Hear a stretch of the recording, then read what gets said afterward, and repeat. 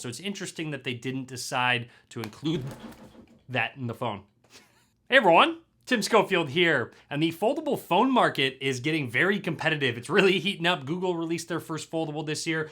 Oppo released a flip, and Motorola as well. That really competes and puts pressure on Samsung, who, as you know, was the first to release these folding phones. With that being said, it's time to take a look at the Flip 5 from Samsung, which got a big upgrade in terms of that front screen. Now this phone is still up for pre-order. I can link to it down below. They have some really good trade-in deals, specifically if you have a Flip 4. I believe that brings this cost down to like $100. So I will link to that down in the description, how you can get those trade-in deals. Anyways, with that aside, after about a week of using the Flip 5, I wanted to give some further impressions on the device, if it is a worthy upgrade from the Flip 4, if that front screen even matters. And don't worry, if you're waiting for my Fold 5 review, that is coming very soon. Be sure to subscribe so you're notified when that goes live. But anyways, let's get into my 1 week impressions of the Samsung Galaxy Z Flip 5. Let's begin with the design of the Galaxy Z Flip 5. First of all, the hinge got an update so that it closes flat, catching up to Oppo and Motorola in this case. And also the front screen got quite the upgrade, especially in comparison to the previous Flip 4. The crease is important because there isn't dust resistance on these devices, so this will allow less dust to get in, and it's noticeable, especially when I wear jeans that usually get a lot of lint on the phone, so there is a lot less dust on this and even the Fold 5. And when it comes to the crease on the Flip 5, aesthetically, it's just about the exact same as the Flip 4, so that didn't really change much. I would say Motorola has the winner right now in terms of the least visible crease, but you can still see it on the Motorola phone. Right now, it doesn't seem like they can eliminate the crease altogether. Quick impression between the Flip 4 and Flip 5 is that the hinge is a little looser, not quite as tight as the Flip 4 randomly. So it's not necessarily a bad or a good thing, just something I've noticed. It will still stay at whatever angle you put it at, but it just requires a little bit more force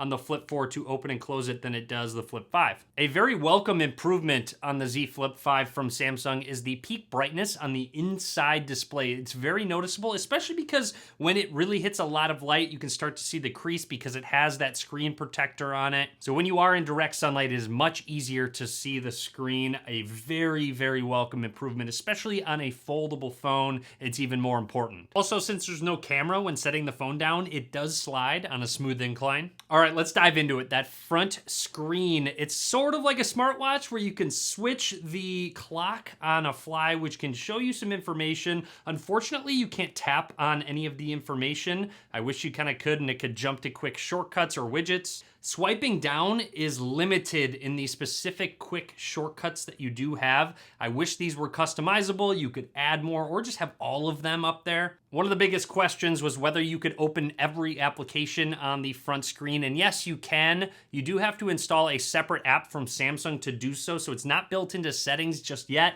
I hope they do end up building it into settings. I will link to my tutorial video in the description of how to actually get all of the apps running if you're interested. So with every app available, it's nice when you click on a shortcut, it will jump into that application and you can fully use it. It's actually kind of nice. Yes, the screen's a little small, it's a little cramped for specific large screen apps, but it's still nice to quickly reply and look at certain messages. Also, there's quick games like Stack Bounce or Mini Golf that are a lot of fun on the front screen. One of the nicest features of that front screen is being able to crop yourself in an image when using those main cameras. With the Flip 4, the screen was so small you could never tell if you were in frame, especially if you held it out or even set it up, you know, on a mantle or flipped it up and set it down so that you could take a timed picture in a group shot. It was just so small, but with it being so large now, you can start to see yourself in frame and know if you're actually going to take a good picture. In terms of the camera, one interesting thing about the overall software is when you're in an application and you close the phone, there's no way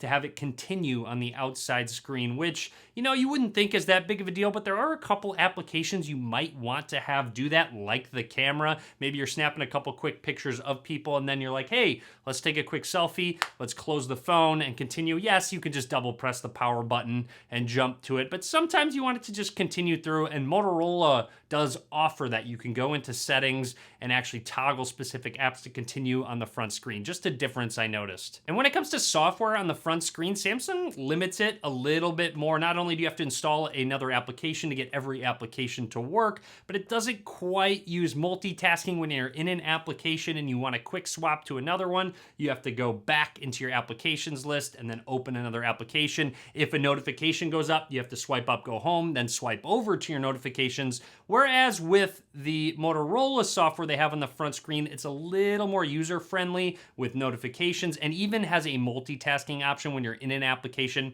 And of course, you can use applications out of the box. You don't have to install a third-party app. Now, with all of that being said, how much are you going to be using full applications on the front screen? To be honest, for me, it's just about quick replies to specific things or quickly checking certain things. I'm not sitting there long-term looking at this front screen. The ability to use a full keyboard on the front screen is fantastic. Yes, it's a little small, it's challenging to type on, but it's nice for very quick replies. One unfortunate thing is that Samsung forces you to use Samsung keyboard only that will work on the front screen. And I'm a big Google keyboard user, and that isn't supported, which to me is an oversight. Hopefully Samsung adds third-party keyboard support going forward. You can use Gboard on the inside display. However, when you close it and use a keyboard on the outside display, it switches over to the Samsung keyboard. And when it comes to performance and battery life, so far, excellent. Performance is really good. It has the Qualcomm Snapdragon 8 Gen 2 chipset, which also improves on battery life, specifically standby time.